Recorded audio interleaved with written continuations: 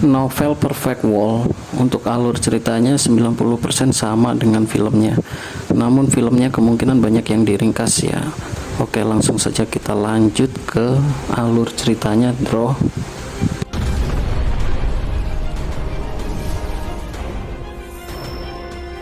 Adanya fenomena cairan kesengsaraan petir sangat mempengaruhi kehidupan di Immortal Ancient. Pasalnya, para penduduk asli sangat berharap untuk menghilangkan kutukan kuno. Hanya saja, melewati kesengsaraan terkuat tidaklah mudah. Melewati kesengsaraan yang biasa saja telah menelan banyak korban jiwa. Ketika Gun Jianjun gagal mendatangkan kesengsaraan terkuat, nama Huang kian berkibar. Dewa surgawi dari ras Centaur dan ras iblis kuno merasa semakin malu. Perbuatan dari Ma Yue dan Mo Luo sudah kelewatan. Sebagai ungkapan rasa bersalah, dewa surgawi dari kedua klan itu mendatangi Xiao. Mereka memberikan teratai pemandu jiwa dan beberapa obat suci. Awalnya Xiao tidak mau menerima pemberian itu. Ia sudah mendengar bagaimana Ma Yue dan Mo Luo berusaha untuk merendahkan namanya. Tidak adalah alasan bagi Huang untuk berbaik hati pada ketua klan ini. Seketika kedua dewa surgawi merasa sangat bersalah. Mereka merasa sangat malu karena perbuatan kedua orang itu. Ma Yue dan Mo Luo adalah jenius di masing-masing klannya. Mereka adalah aset besar yang tidak bisa dikendalikan dengan mudah. Xiao pun langsung mengatakan, arogansi jenis ini tidak bisa diterima. Huang ingin sekali menunjukkan makna kesombongan pada mereka berdua. Lantas dewa surgawi tua dari ras iblis kuno menyerahkan sebuah tombak perunggu. Kabarnya senjata ini berasal dari era terakhir. Mereka sangat memohon agar Huang mau menerima pemberiannya. Akhirnya Xiao mengambil semua barang yang diberikan itu. Tapi ia tidak menjanjikan akan memberikan cairan kesengsaraan petir. Kedua dewa tua ini hanya bisa tertawa pahit. Tapi setidaknya Huang mau menerima pemberiannya. Ketika sampai di klannya, kedua dewa surgawi ini memarahi Ma Yue dan juga Mo Luo. Semua perbuatan mereka sudah membuat Huang menjadi murka. Jika ini diteruskan, hal yang tidak baik bisa menimpa klan mereka. Tapi nyatanya kedua orang ini masih bertindak arogan. Mereka tidak mau beritikat baik untuk meminta maaf. Mereka ingin tahu apakah Huang masih bisa mendapatkan cairan kesengsaraan petir. Bahkan Mo Yue mengatakan kemungkinan Huang akan diretas dan berubah menjadi tanah kotor. Seketika dewa surgawi tuanya menjadi sangat marah. Di saat semua orang berharap Huang akan berhasil, mereka malah mendoakan agar ia mengalami kegagalan. Di dunia luar, berbagai klan dari semua sekte berdiskusi di antara mereka sendiri. Ada orang-orang yang menghadapi kesengsaraan untuk mendapat cairan kesengsaraan petir. Bahkan jenius dari penduduk asli juga ada yang mencobanya. Namun hasilnya ternyata sangat kejam. Orang-orang terus jatuh dan tidak ada yang bisa melewatinya. Ini adalah kenyataan yang menakutkan. Mereka semakin menghormati Huang yang berhasil melewati kesengsaraan terkuat. Tentu saja Gu Jianyun juga diakui oleh semua orang. Meskipun apa yang ia hadapi bukanlah kesengsaraan petir yang paling kuat, namun ia masih berhasil melewatinya. Sebagai rival Gu Jianyun, Chang Hongyan diharapkan bisa melewati kesengsaraan itu. Bahkan dengan satu untaian energi abadi, kemungkinan ia juga bisa berhasil. Sementara itu di alam awan, sebuah istana kuno muncul di dalam kehampaan. Gelombang warna keberuntungan dan kabut yang naik membuatnya tampak sangat kuno. Di depan istana, tangga batu melepaskan vitalitas Dao yang besar. Ada pilar-pilar besar yang menjulang tinggi seolah-olah menopang langit. Ini adalah istana Dao emas atau istana kuno bimbingan. Setengah tahun sebelumnya, istana ini pernah muncul ketika Xiao mengolah untaian kedua. Semua orang tahu apa arti semua ini. Para jenius akan saling berhadapan untuk mencapai puncak. Siapa yang bisa menginjakkan kaki di tempat terakhir akan menjadi makhluk tertinggi. Semua itu akan terungkap di arena kuno ini. Sejak zaman kuno, arena itu selalu muncul bersama dengan Istana Daun Emas. Benar saja, setelah Istana Kuno muncul, sebuah arena kuno muncul di dekatnya. Ini adalah arena yang sangat besar, seperti Pulau Terapung. Arena itu tanpa kilau dan tidak memiliki energi daun abadi. Namun, gelombang niat membunuh yang mencapai langit dirasakan oleh semua orang. Itu terlihat biasa-biasa saja, tapi sepertinya bisa melahap jiwa. Tidak diketahui berapa banyak yang mati di arena kuno ini. Semua orang masih ingat penampilan pertama Ning Chuan di arena kuno. Ia memandang rendah semua orang dan akhirnya berdiri sendiri di medan perang. Ada orang lain yang mengingat 10 Raja Mahkota menghadapi Raja 8 Mahkota. Keduanya melakukan konfrontasi besar yang mengejutkan dunia. Bahkan ada orang lain yang ingat ketika 4 Raja Mahkota Zhang Gongyan menyegel dunia dengan panahnya. Apakah mereka masih bisa menampilkan gaya mereka sebelumnya? Di kejauhan, tepatnya di alam sarang, seseorang sedang melewati kesengsaraan surgawi. Tidak diragukan lagi kalau itu adalah pria dengan seruling. Kilat yang ia timbulkan tak terbayangkan, jauh melebihi awan kesengsaraan yang dihadapi oleh Jian Yun. Samar-samar orang bisa melihat bulan berdarah bergerak di atas sarang setan. Semua orang terguncang, tapi tidak ada yang berani untuk mendekat. Tempat itu adalah area terlarang dengan formasi kuno yang sangat kuat. Bahkan Dewa Surgawi telah jatuh di tempat itu. Tak lama, petir yang dilepaskan dalam ratusan ribu garis saling terhubung dan membentuk lautan. Itu adalah tempat terkutuk yang tidak didekati oleh siapapun. Semua orang melihat Ning Chuan sedang berada di dalamnya. Di tempat lain, tepatnya di Laut Kematian, 10 Raja Mahkota sedang bertarung dengan kesengsaraan surgawi. Hal ini memicu banyak reaksi dari berbagai kalangan. Orang aneh kuno sudah bergerak untuk melawan kesengsaraan petir.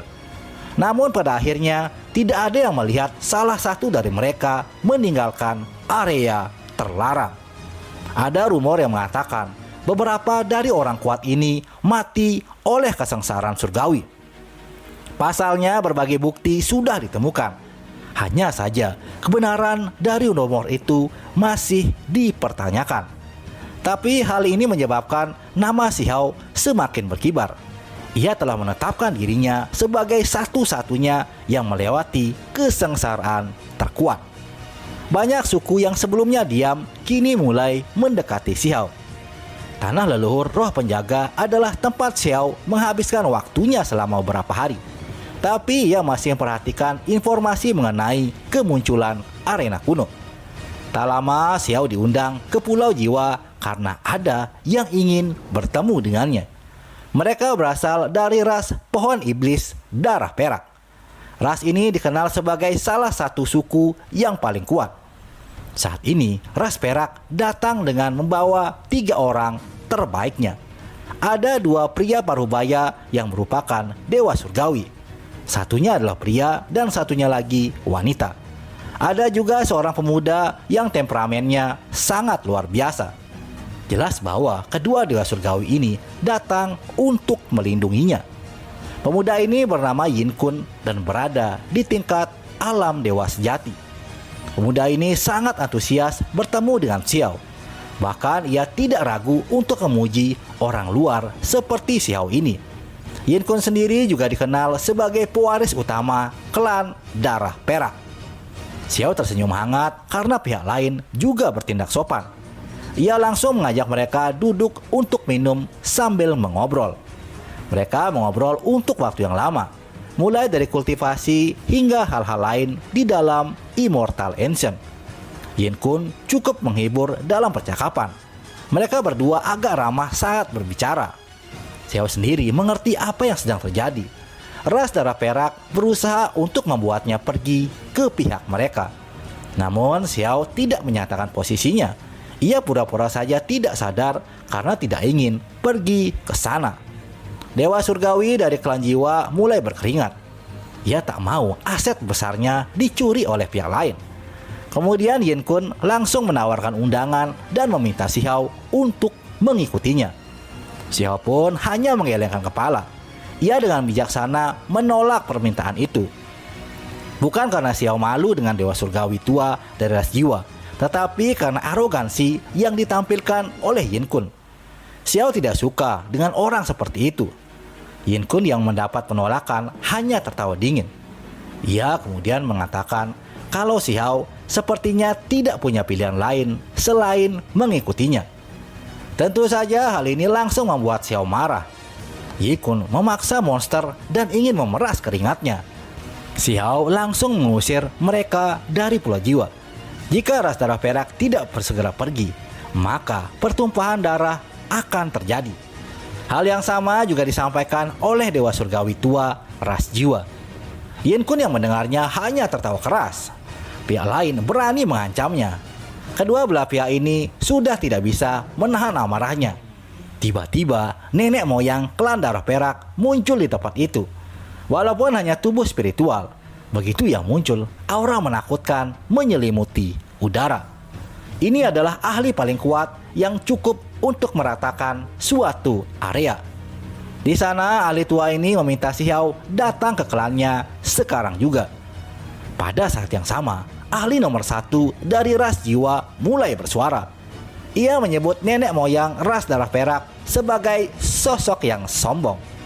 Seketika nenek moyang ras perak ini terkejut mengetahui ahli nomor 1 ini ternyata sudah pulih kesadarannya. Lantas keduanya bertemu untuk mengobrol. Segera setelahnya, Xiao langsung menyerang dan mengirim tendangan maut pada Yin Kun. Yin Kun pun batuk darah dan giginya beberapa yang patah. Hal yang sama juga dialami oleh 2 orang pengawalnya. Di belakang pulau, orang-orang bisa merasakan aura pembunuh terasa sangat besar. Nyatanya kedua ahli nomor 1 itu sedang bertarung sengit. Akhirnya Yin Kun dan kedua pengawalnya diusir dari Pulau Jiwa. Beberapa hari kemudian suara yang keras terdengar di seluruh area.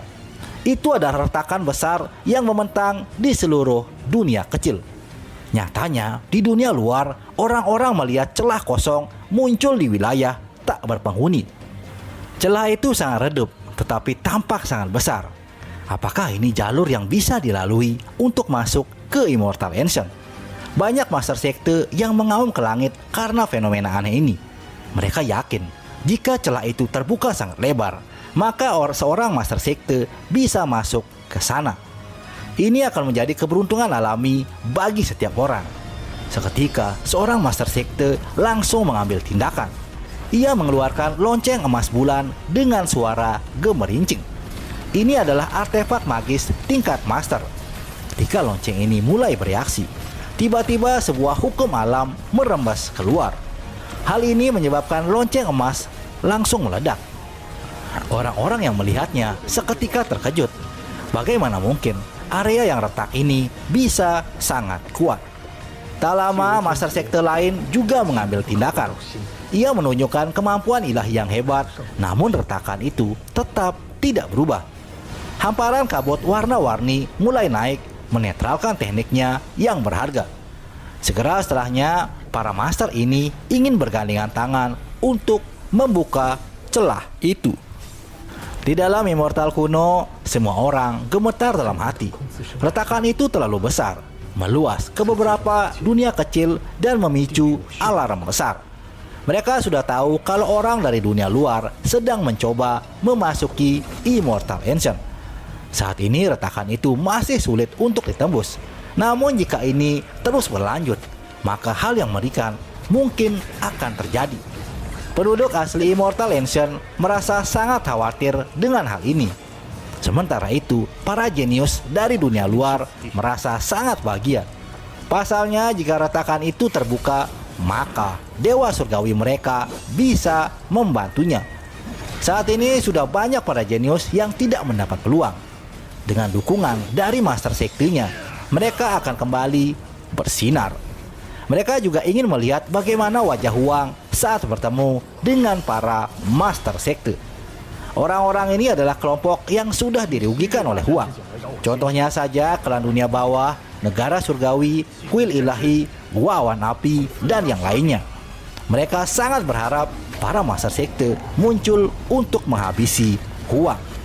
Di saat yang sama, para jenius lain dan penduduk asli sudah berkerumun di arena Dao Abadi. Sementara itu, di tanah leluhur roh penjaga, Xiao hanya menghela napas. Jika Immortal Ancient pecah terlalu dini, maka semuanya akan merepotkan. Xiao harus bangkit sebelum orang-orang dari dunia luar masuk. Tiba-tiba Xiao mengalami batuk darah. Saat ini, ia sedang mempelajari metode yang diberikan oleh Dewa Wilu. Ini adalah teknik kehidupan untuk memulai, yang melibatkan umur yang panjang. Dengan menguasai teknik ini, seseorang akan mendapat kekuatan ofensif yang mengerikan. Selain itu, jika ia terluka, maka tubuhnya bisa pulih dalam waktu yang sangat singkat. Hanya saja jenis teknik berharga ini sangat sulit untuk dikembangkan. Jika seseorang ingin memahami hukum alam kehidupan, maka ia harus memahami kehidupan itu sendiri, berjalan di antara hidup dan mati. Setelah teknik ini dikultivasikan, esensi spiritual hidupnya sendiri akan menjadi tak berujung. Namun sebelumnya, Xiao perlu menghabiskan esensi darah miliknya. Ini adalah jenis hukum keseimbangan. Pada saat ini, tubuh Xiao mengerut dan kurang dengan vitalitas. Saat berikutnya, energi darah emas meletus di sekitar tubuhnya. Itu berubah menjadi api yang mengamuk. Jika seseorang memperhatikannya dari kejauhan, ia akan terlihat sangat cemerlang seperti tungku emas. Namun ketika mereka berjalan lebih dekat, Xiao akan terlihat melelahkan kekuatan hidupnya yang bersemangat. Orang-orang dari klan jiwa sangat tercengang. Mereka sangat khawatir melihat kondisi Xiao yang tampak layu.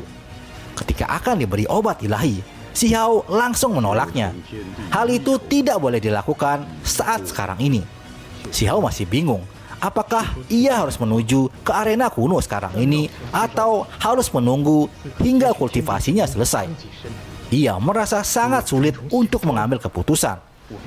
Sementara itu, di arena kuno Istana Bimbingan, banyak orang sudah berkumpul. Dalam arena ini, setiap orang harus memenangkan minimal 100 putaran sekali turun. Inilah yang menyebabkan para praktisi agak ragu untuk turun duluan. Akhirnya, seekor anjing neraka berkepala 3 turun ke arena. Tak lama, Huang datang di dekat arena. Semua orang langsung menoleh ke arahnya. Mereka bingung kenapa Huang cepat sekali datang ke arena. Di sana banyak orang yang baru melihatnya merasa sangat kagum.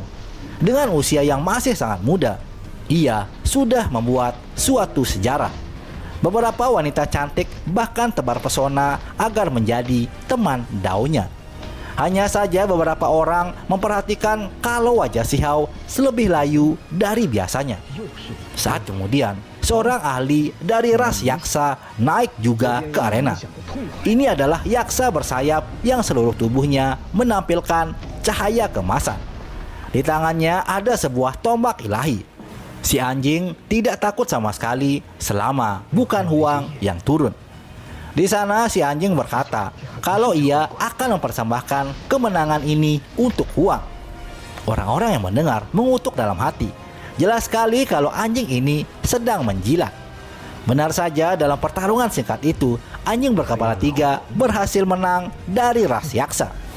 Setelahnya, pohon kuno darah besi maju untuk melawan si anjing. Tapi tak diduga, anjing berkepala 3 ini kembali menang. Seiring berjalannya waktu, ia sudah menang hingga 30 ronde. Ia masih menawarkan kemenangannya ini untuk Huang. Namun sayang, pada pertarungannya ke-31, ia dikalahkan oleh Pixiu yang sangat hebat. Anjing itu hampir saja mati dalam pertarungan terakhirnya. Tepat pada saat ini, berita datang dari kejauhan. Sebuah ranah tertentu bergetar hebat dengan fluktuasi yang semakin intens. Ada orang luar yang menyerang celah kekosongan besar dengan sangat ganas. Xiao hanya bisa menghela nafasnya. Saat ini, waktunya sudah sangat mendesak. Ia harus naik ke atas panggung untuk menyapu musuh-musuhnya dan merebut keberuntungan alami. Ia pun langsung masuk ke arena untuk menghadapi Pixiu yang kejam. Anjing berkepala 3 merasa sangat bahagia dengan turunnya Huang. Ini menunjukkan Huang telah membalas dendam untuknya. Di arena itu Pixiu langsung mengaktifkan harta rahasianya. Namun tak diduga, Xiao mengulurkan satu tangan dan meraih harta rahasia itu. Kemudian dengan goyangan yang kuat, harta ini langsung pecah. Segera setelah itu, Xiao mengangkat tangannya dan melepaskan daun willow bersimbol emas. Seketika cahaya berdarah menyala dan membuat Pixiu berteriak keras. Hatinya tertusuk lantas meledak di arena. Serangan ini saja sudah cukup untuk mengejutkan semua orang. Tapi ternyata orang-orang melihat Xiao sedang gemetar dengan darah menetes di mulutnya. Orang-orang mulai yakin ada yang tidak beres dengan tubuh Huang. Melihat adanya kesempatan, berbagai praktisi menjadi sangat bersemangat. Mereka ingin sekali mengukir sejarah dan mengalahkan Huang. Angsa emas ungu adalah yang pertama mengambil tindakan. Ia menghunuskan pedang ilahi yang keluar dari mulutnya. Xiao duduk di tempat tanpa bergerak. Ia hanya mengulurkan tangan besar dan langsung menabrakkannya. Angsa emas ini langsung tepar dan mengaku kalah. Xiao tidak mengambil tindakan lagi dan membiarkannya pergi. Setelahnya terlihat api emas melonjak di sekujur tubuhnya dan membakar dengan ganas. Orang yang melihat merasa sangat heran karena Xiao membakar esensi hidupnya sendiri. Banyak orang menjadi terkejut. Tidak ada berita yang lebih baik dari ini. Hingga pertarungan ke-18, Xiao masih bisa memenangkannya. Hanya saja salah seorang ahli telah terbunuh karena teknik Xiao. Saat ini ia hanya menggunakan teknik dari Dewa Willow. Sesaat kemudian beberapa makhluk yang memusuhi Xiao mulai berkumpul. Mereka melihat adanya peluang untuk membunuhnya. Lantas satu demi satu makhluk ini memasuki arena. Sementara itu, tubuh Xiao menjadi semakin kering. Tapi ia masih menang hingga pertarungan ke-54. Seiring berjalannya waktu, Xiao terus berdiri di arena. Meskipun Xiao diambang kehancuran, ia masih memenangkan pertarungan ke-85. Ia tetap duduk di sana, merasakan kelemahan tubuhnya sendiri. Energi darahnya masih menyala dan tubuhnya menjadi semakin layu.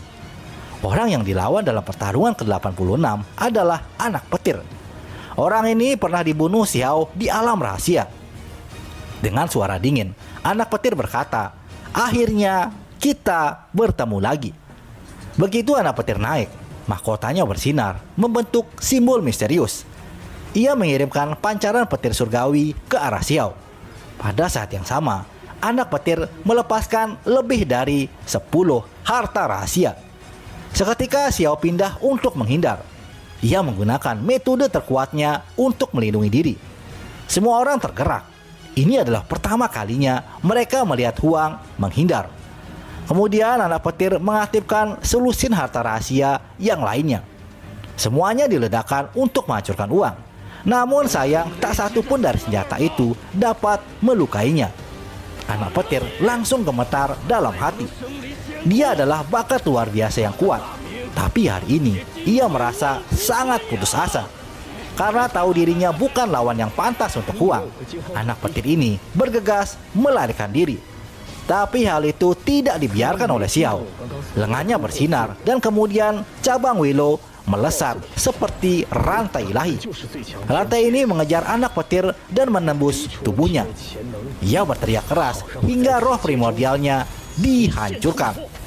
Setelah pertarungan ke-95, seorang Zuyan naik ke atas panggung. Tubuhnya tinggi dan memiliki kekuatan ledakan. Namun sayang, makhluk ini juga dikalahkan oleh Xiao. Tak berselang lama, Xiao menghadapi kerangka putih yang berevolusi menjadi dewa. Xiao langsung menggunakan teknik berharga Kaisar Petir. Cahaya petir menutupi langit saat menyapu. Dewa sejati kerangka ini melakukan segala yang ia bisa untuk melawan. Namun pada akhirnya ruang di antara alisnya ditembus hingga ia tewas. Tak diduga saat ini Gu Jianyun datang dan duduk di dekat arena. Orang-orang mulai melihatnya dan berharap ia menghadapi Huang. Namun tak disangka hingga pertarungan ke-99, Gu Jianyun belum juga maju. Ketika ditantang oleh Xiao, Jianyun mengatakan kalau dirinya tidak bertarung melawan orang mati. Ia tak suka melihat kondisi tubuh Xiao yang sekarang. Baginya, membunuh lawan dalam keadaan sakit bukanlah suatu kehormatan. Xiao hanya tertawa mendengarnya. Ia menyebut Jianyun sebagai seorang pengecut.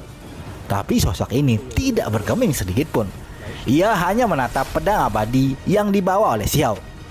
Setelah menunggu lama, Xiao masih duduk sendiri menunggu lawan untuknya. Tapi nyatanya lawan itu tidak kunjung datang. Setelah waktu terus berlalu, sebuah simbol muncul di arena. Ini menunjukkan kalau Xiao telah lolos dalam ujian. Semua orang menantikan apa yang akan terjadi. Mereka menunggu Huang meninggalkan arena itu. Namun pada akhirnya Huang tidak pergi dari sana. Ia masih duduk di arena dan menantang semua orang untuk menyerangnya. Seketika tempat ini segera menjadi berisik.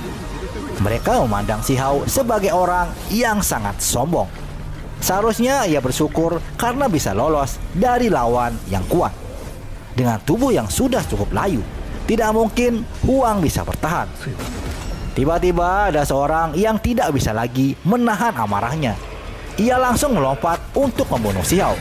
Tapi sayangnya, orang itu langsung berubah menjadi tulang. Xiao menggunakan teknik reinkarnasinya untuk melawan. Gu Jianyun yang ada di sana sangat bingung dengan semuanya. Bagaimana mungkin Huang masih bisa sekuat ini? Padahal sudah tidak ada energi darah yang tersisa. Sebenarnya Xiao juga khawatir dengan dirinya sendiri. Jika bukan karena ingin memahami teknik berharga Dewa Willow, Xiao tak akan melakukan hal senekat ini. Xiao tahu bahwa disinilah teknik berharga Dewa Willow sangat menantang. Untuk menginginkan umur panjang, seseorang harus terlebih dahulu mengalami kehancuran karena tanpa kehancuran tidak ada penciptaan. Ia ingin mendapatkan kekuatan hidup yang berkembang, tetapi harus terlebih dahulu mengalami tubuh yang layu atau sensasi mendekati kematian. Proses ini memang sangat kejam. Satu kesalahan saja mengakibatkan kematian dalam posisi duduk. Seiring berjalannya waktu, Huang telah memenangkan 200 ronde tanpa bergerak. Ini adalah suatu pencapaian baru dalam arena kuno. Setelahnya, orang-orang mulai menjadi panik. Jika Xiao tidak mau beranjak dari arena kuno itu, maka ia akan dianggap sebagai pemenang tunggal. Semua keberuntungan alami akan diberikan padanya. Akibatnya, banyak orang yang dipaksa untuk naik ke panggung dan bertarung dengannya. Mereka ingin merebut benih abadinya dan kemudian melarikan diri. Namun pada akhirnya hasilnya sangatlah kejam. Lebih dari 80 ahli kehilangan nyawa karena menyerang Huang. Kini ia sudah memenangkan 300 putaran. Mereka semua menjadi terdiam. Huang terlalu menantang surga. Bahkan Gu Jianyun menjadi linglung dengan semua ini. Dengan kondisi yang sudah sangat lemah, Xiao masih sangat mendominasi. Setelah beberapa waktu, Xiao sudah mencapai 500 putaran. Sementara itu, pada saat ini, panggung yang ditinggikan bersinar dan menyebarkan cahaya ke tubuhnya. Ini adalah penghargaan sekaligus pengakuan atas penyelesaiannya di tahap ini. Segera setelah itu, beberapa jenius mulai dikumpulkan untuk membunuh Huang. Ini adalah perintah dari Yin Kun yang sangat membencinya. Ia membayar mahal agar orang-orang ini mau membunuh Huang. Pertempuran dilakukan satu demi satu. Setelah mencapai ronde 556, Xiao menunjukkan sedikit kecerobohan. Bahunya kesakitan karena tertusuk panah berbulu yang ditembakkan oleh seorang ahli. Meskipun panah berbulu itu meledak setelah hanya masuk setengah inci ke dalam dagingnya, ini masih merupakan tanda yang sangat berbahaya. Kondisi Xiao sudah mencapai level kritis. Xiao pun menarik napas dalam-dalam dan memunculkan pedang berbulu di belakangnya. Ini adalah perwujudan dari teknik kunpeng. Hanya dalam sekejap mata, ahli itu terbelah menjadi dua. Yin Kung yang melihatnya menjadi semakin kesal. Ia menyuruh orangnya yang lain untuk membunuh Huang. Pada putaran 587, Si Hao kembali terluka. Serigala abu-abu kuno berhasil mencakar salah satu lengan Si Hao. Hanya saja lengan itu tidak mengeluarkan darah. Ini menunjukkan kalau proses yang Si Hao lalui tinggal sedikit lagi. Lalu Si Hao memutar lengannya hingga tubuh serigala itu terbang keluar dan meledak. Setelahnya berbagai praktisi sudah bersiap untuk maju. Dengan hadiah yang menggiurkan dari Yin Kun, orang-orang ini menjadi bersemangat. Dalam selusin pertempuran terakhir, Si Hao menjadi sangat lemah. Ia hanya mampu membunuh kurang dari 10 praktisi. Tak terasa kini Si Hao sudah melewati 600 putaran. Namun nyatanya, dia masih belum mau berhenti. Sebelumnya, Si Hao pernah mendengar orang aneh kuno memenangkan lebih dari 700 putaran. Orang itu pun dinyatakan sebagai pemenang bahkan sebelum menyelesaikan prosesnya. Itulah mengapa Si Hao ingin melanjutkan dan berharap untuk menyelesaikan pertempuran ini secepat mungkin. Jika master sekte dari dunia luar masuk, maka itu pasti sangat berbahaya untuknya. Setelah pertempuran yang menyedihkan, Si Hao akhirnya memenangkan putaran ke-700. Si Hao berhasil melewati ronde berikutnya dan membuat semua orang sangat terkejut. Banyak orang merasa sangat takut kepada Huang. Mungkinkah cederanya ini hanya untuk menipu semua orang agar pergi ke arena? Namun hal itu dibantah saat mereka melihat kondisi Huang yang semakin lemah. Tapi pertarungan terus berlanjut. Ketika Si Hao mencapai ronde ke-795, ia mulai menghela napasnya. Ia tidak bisa lagi menahan cedera di tubuhnya itu. Berdasarkan rekor yang telah dibuat, seharusnya Si Hao akan langsung menjadi pemenang. Tapi tak disangka, hal itu tidak pernah terjadi. Kemungkinan orang aneh kuno yang menang itu menghancurkan semua orang dengan kekuatan ganas. Karena keganasannya itu tidak ada satupun yang berani menentangnya. Berbeda dengan Si Hao yang bertarung dalam kondisi cedera. Apalagi ada banyak orang yang masih ingin menantangnya. Akhirnya Si Hao memutuskan untuk berhenti dan mencoba mengolah teknik Dewa Willow sedini mungkin. Dengan tubuh yang terhuyung-huyung, Si Hao bangkit dari tempatnya. Ketika hal itu terjadi, banyak orang menertawakannya. Mereka menyebut Si Hao takut akan kematian. Dengan kondisi yang terlemah saat ini, Huang tidak akan bisa berbuat apa-apa. Yin Kun yang menjadi biang keroknya memprovokasi Si Hao untuk melawan penduduk asli Immortal Ancient. Jika memang hebat, seharusnya Si Hao tidak keluar dari arena. Orang-orang yang membencinya mulai menertawakannya. Karena tidak suka dengan ucapan itu, Si Hao akan melancarkan pembantaian. Garis pancaran pedang melesat ke langit. Si Hao mengeluarkan pedang abadi dan mengacungkannya ke depan. Dengan suara renyah, seekor kera ilahi dipotong menjadi dua. Perubahan ini mengejutkan semua orang. Huang mengambil inisiatif untuk langsung menyerang. Kera itu adalah keturunan kera kuno dari 7 dewa surgawi. Setelahnya garis cahaya pedang lainnya mulai ditembakkan. Makhluk yang mencaci maki Si Hao dibunuh oleh pedang abadi. Melihat Si Hao melepaskan pembantaiannya, para penduduk asli juga mengambil tindakan. Mereka mengajak para jenius lainnya untuk bersatu membunuh Huang. Ada juga orang-orang yang berteriak agar Si Hao membantai penduduk asli Immortal Ancient. Orang-orang ini tidak mengungkapkan tubuh mereka yang sebenarnya. Orang-orang ini menghasut kemarahan publik agar Si Hao semakin dibenci. Sambil menengus dingin, Si Hao berkata, "Iblis dan monster tidak pantas dilihat di bawah cahaya. Saat ini aku sudah tahu di mana kalian semua." Si Hao naik ke udara dan kemudian menghunuskan pedang abadi. Cahaya pedang meletus dan langsung melesat keluar. Setelahnya, tangisan menyedihkan terdengar di udara. Di dalam kerumunan, beberapa lusin orang tertusuk dan ada juga yang langsung terbunuh. Ketika ingin melanjutkannya, Si Hao merasa napasnya sudah agak berat. Ia benar-benar kehabisan tenaga. Semua sekte yang membenci Xiao langsung berteriak agar ia diserang. Ini adalah kondisi terlemahnya sekarang.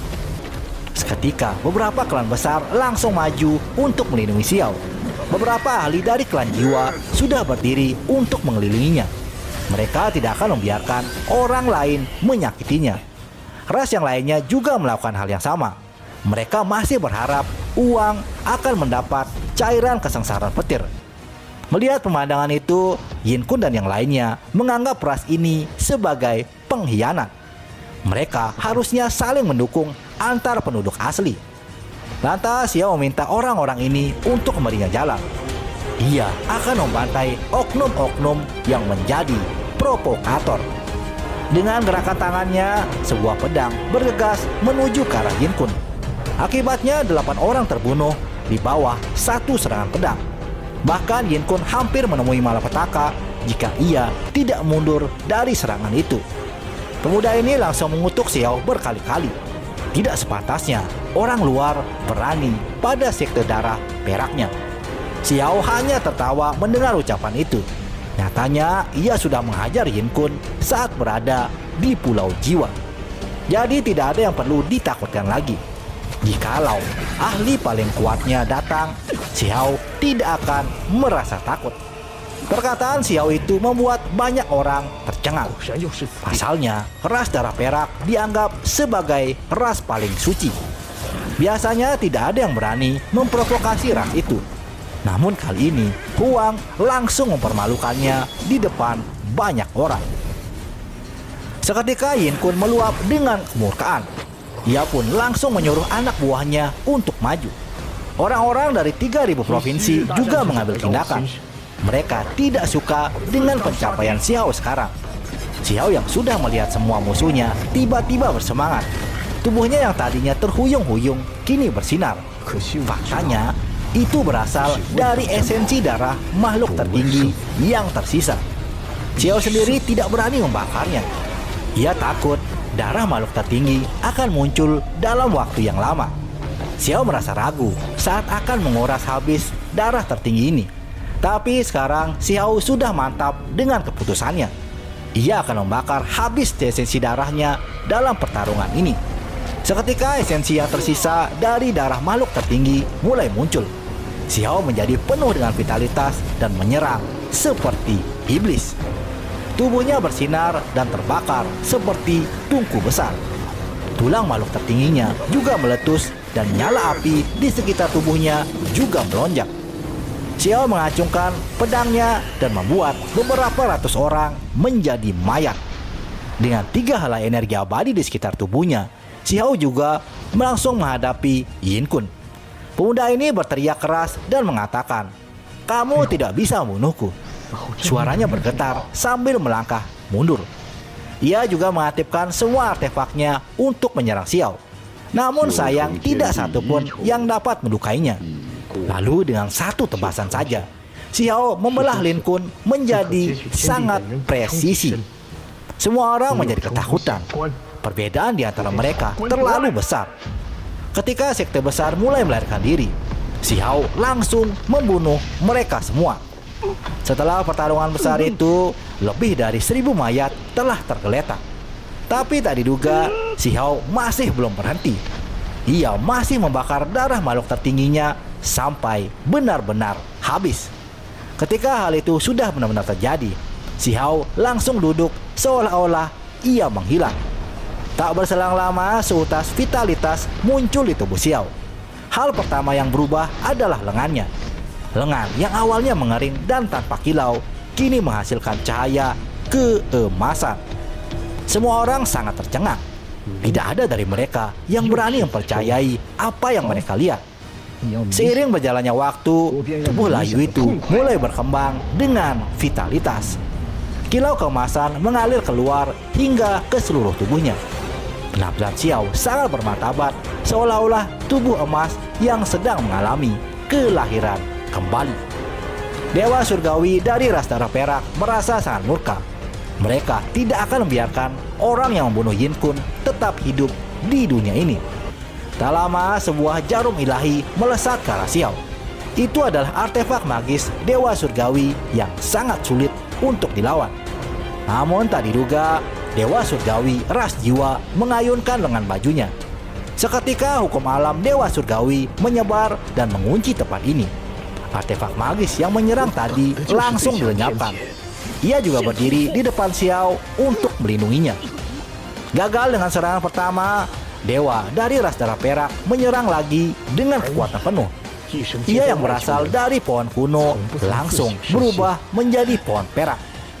Ia menerjang dengan cabang kokohnya dan melepaskan hukum alam Dewa Surgawi. Pertarungan antar Dewa Surgawi pun akhirnya pecah. Namun tiba-tiba Immortal Ancient mulai bergetar hebat.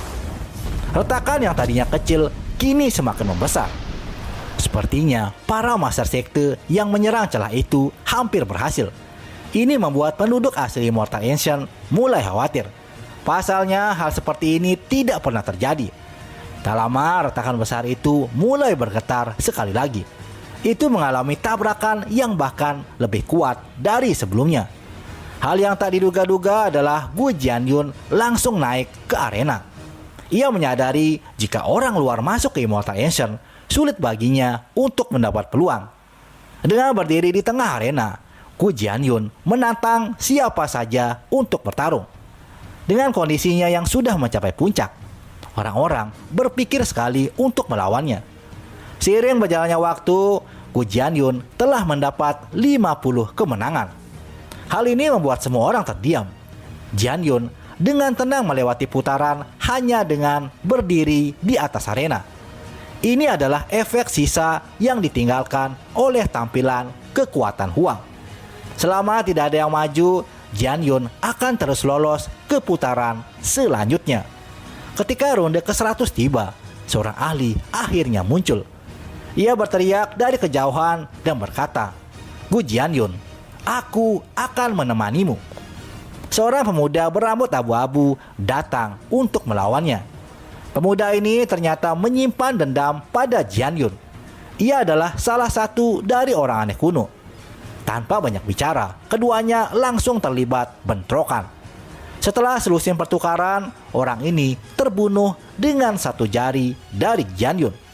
Darah memercik dari dagingnya yang juga terbelah. Ketika Jianyun akan membakar mayat itu, tiba-tiba hamparan darah berubah menjadi 10.000 tetesan. Semuanya langsung melesat ke arah Jianyun. Ia pun menghindar dengan cepat untuk mempertahankan hidupnya. Ini adalah alasan kenapa pemuda itu masih dapat hidup setelah kalah dari Jianyun di pertarungan sebelumnya. Ini adalah kitab suci darah tanpa akhir. Selama masih ada setetes darah yang tersisa, orang itu tidak akan pernah mati. Tapi pada akhirnya Gu Jianyun menggunakan kekuatannya untuk membunuh orang ini sebanyak 9 kali. Cahaya berdarah akhirnya menghilang. Orang itu kehilangan nyawanya. Kemudian Jianyun berdiri di arena dan terus menang tanpa berjuang untuk beberapa lusin putaran. Ketika ronde ke-200 turun, sesuatu yang tidak terduga akhirnya terjadi. Seseorang naik ke arena menghasilkan artefak magis. Pada awalnya tidak ada yang merasakan apa-apa, tapi kemudian aura yang menakutkan mulai terpancar. Itu dikarenakan artefak magis Dewa Surgawi dibawa oleh sosok ini. Seharusnya hal seperti ini tidak mungkin terjadi. Seorang tidak boleh membawa senjata jenis ini. Akibatnya Gu Jianyun mengalami luka berat. Ia langsung meraung hebat dengan pedang suci di tangannya. Jianyun menjadi satu dengan pedangnya dan berhasil membelah musuhnya. Namun sayang artefak magis Dewa Surgawi itu terbang ke udara. Kemudian Jianyun ingin terus menjaga tempatnya di arena. Tapi tiba-tiba pupil matanya menyusut saat melihat seorang individu yang sangat luar biasa. Dengan kondisi yang terluka, Jianyun tidak mungkin bisa menghadapinya. Ia pun langsung melompat dan menghilang dalam sekejap. Orang yang dilihat Jianyun adalah Ning Chuan. Dengan rambut peraknya yang mencapai pinggang, sosok ini menginjak simbol Dao yang hebat saat ia tiba. Seketika tempat ini segera meletus dengan kebisingan. Ternyata Ning Chuan masih hidup. ia berhasil melewati kesengsaraan surgawi. Ning Chuan naik ke arena dengan satu langkah dan langsung menatap semua orang. Sementara itu, Xiao duduk di sana dengan sinar keemasan yang sudah menyebar ke kakinya. Saat Ning Chuan tiba, Xiao segera membuka matanya. Di kejauhan, ia juga melihat 10 Raja Mahkota. Skalanya akan ditentukan sebentar lagi. Xiao ingin mengetahui sekuat apa kedua Raja kuno ini. Di sisi lain, ketika Ning Chuan sudah di arena, tidak ada yang berani menantangnya. Akibatnya dalam sekejap mata, ia sudah melalui 200 putaran. Ia berdiri di sana dengan tenangnya. Tidak ada yang naik ke atas panggung. Setelah beberapa waktu, seorang dewa sejati menyerang Ning Chuan dengan bilah tulang. Ia ingin tahu bagaimana kekuatan dari Raja 5 Mahkota. Lantas, hanya dengan kepalan tangannya, bilah tulang itu langsung dihancurkan. Namun tak diduga, perubahan mengejutkan mulai terjadi. Fragmen bilah tulang yang patah tadi masih bisa menyerang, seolah-olah memiliki kecerdasan. Jelas sekali kalau itu adalah artefak magis Dewa Surgawi. Benda itu dikenal sebagai pisau tak terbentuk. Ini adalah kedua kalinya artefak magis Dewa Surgawi dimunculkan. Semua orang mulai menjadi bingung. Saat kemudian bilah itu menghancurkan kampaan, hukum alam Dewa Surgawi mulai terjalin. Kekuatan ilahi yang menakutkan menelan segalanya. Bahkan ekspresi Ning Chuan langsung berubah. Ia pun dengan cepat menghindar. Dia menghilang dari lokasi aslinya dan muncul di tempat yang berbeda. Namun ahli ini masih mengacukan artefak magis Dewa Surgawinya. Ia memotong kekosongan dan menyapu seluruh arena. Dengan suara keras Ning Chuan berteriak, "Sebuah era menuju ketiadaan." Itu adalah kemampuan ilahi yang dimiliki 5 mahkota raja. Tubuhnya berubah menjadi seberkas cahaya untuk menyempurnakan kekosongan. Meskipun dewa sejati itu sangatlah kuat, mengaktifkan artefak magis Dewa Surgawi masih terlalu melelahkan. Ia pun batuk darah dalam jumlah besar dan kekuatan magis yang dikeluarkannya terlalu banyak. Dalam kondisi seperti itu, Ning Chuan meledakkan ruang di antara alis dewa sejati itu. Dengan semua kejadian ini, orang-orang mulai berspekulasi. Mereka merasa Dewa Surgawi penduduk asli telah meminjamkan artefak magisnya. Mungkin saja keduanya akan membagi peluang setelah turnamen ini selesai. Tapi hal itu dirasa tidak mungkin terjadi. Dewa Surgawi tidak akan semudah itu memberikan artefak magisnya. Kemudian orang-orang mulai berpikir tentang para jenius yang telah menjadi penduduk asli Immortal Ancient. Mungkin saja mereka telah mendapat artefak magis Dewa Surgawi. Benar saja, dalam pertempuran berikutnya ada beberapa individu yang mengambil tindakan. Mereka masih menggunakan artefak magis Dewa Surgawi. Selain itu, semua orang dapat mengatakan bahwa mereka berasal dari pihak yang berbeda. Dengan kekuatannya, Ning Chuan berhasil mengalahkan sosok-sosok ini. Hanya saja ia menghabiskan cukup banyak usaha. Pihak lain tidak hanya memiliki artefak magis Dewa Surgawi, tapi juga memahami jenis kutukan. Ning Chuan bahkan harus memunculkan diagram surga miliknya. Setelah beberapa waktu, Ning Chuan telah menang 400 putaran. Namun saat ini ia merasakan energi darahnya sedikit tidak stabil. Ini terutama terjadi ketika orang terakhir yang dilawannya adalah Raja Kuno. Lalu Ning Chuan keluar dari arena untuk memulihkan dirinya. Saat kemudian, sosok yang sangat kuat bergerak menuju arena. Orang-orang mengenalinya sebagai 10 Raja Mahkota. Pada saat ini, semua orang menjadi sangat terkejut. Inilah yang dikenal sebagai keajaiban yang tak terkalahkan. Ia telah memasuki Immortal kuno sebanyak 10 kali. Ia juga telah bertarung melawan 8 Raja Mahkota. Ada penduduk asli yang sebelumnya ingin membunuhnya juga, tapi ia selalu keluar tanpa cedera di setiap era. Terlepas dari apakah itu 3000 provinsi atau tanah kuno ini, 10 Raja Mahkota adalah legenda yang tak terkalahkan. Ketika ia naik ke arena, tentu saja tidak ada yang berani melawannya di awal. Namun tak lama, beberapa sosok yang menggunakan artefak magis memasuki arena. Mereka merasa yakin dengan artefak di tangannya itu. Tapi dengan kekuatan 10 mahkota raja, ia dapat membunuh musuhnya dengan sangat mudah. Ini membuat orang lain mengerutkan kening dalam hati. Persiapan mereka selama bertahun-tahun sebenarnya tidaklah efektif. Mereka tidak dapat melakukan apapun pada orang-orang seperti Ning Chuan atau 10 Raja Mahkota. Saat kemudian suara seruling bergema di udara. Seseorang berjalan dari kejauhan, menginjak kehampaan seperti abadi yang diasingkan. Ia adalah pria seruling dari sarang setan. Sambil memegang serulingnya, pria itu naik ke arena untuk menghadapi 10 Raja Mahkota. Ia pun langsung tersenyum tenang dan bersiap mengambil tindakan. Seketika tempat itu meletus dengan kebisingan.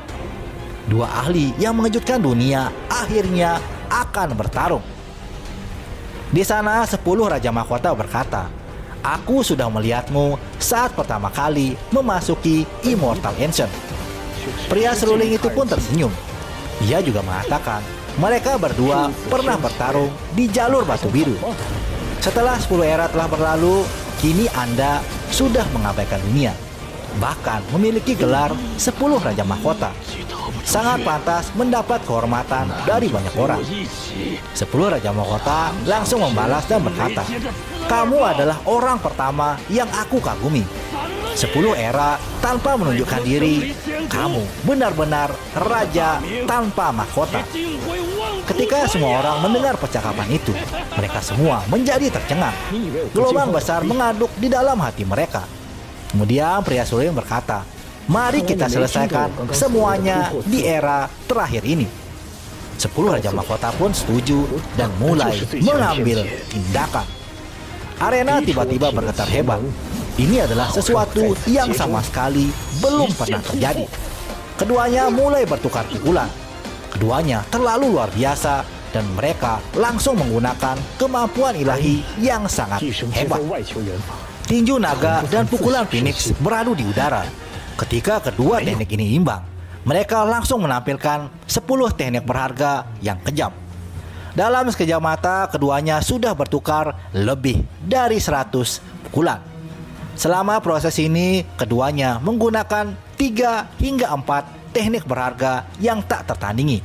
Semuanya adalah milik dari 10 setan. Xiao yang sudah menyelesaikan transformasinya merasa sangat tercengang. Ini adalah pertempuran antar raksasa. Saat kemudian Ning Chuan mulai bertanya pada Xiao, "Keturunan dari orang berdosa, apakah kamu berani untuk bertarung?" Ini adalah tantangan pertama yang dikeluarkan sejak Ning Chuan tiba di arena. Lalu dengan santai Xiao menjawab, "Kenapa tidak?" Lalu sebuah arena yang lain muncul di udara. Semua orang menjadi terpana. Mereka berdua tidak berbicara hal-hal yang tidak penting, langsung bertarung setelah bangkit. Itu adalah bentrokan yang mengejutkan dunia. Arena dibagi menjadi 2 medan perang yang berbeda. Kedua belah pihak menggunakan kemampuan ilahi yang paling langka di dunia ini. Mereka berjuang sampai matahari dan bulan kehilangan cahaya.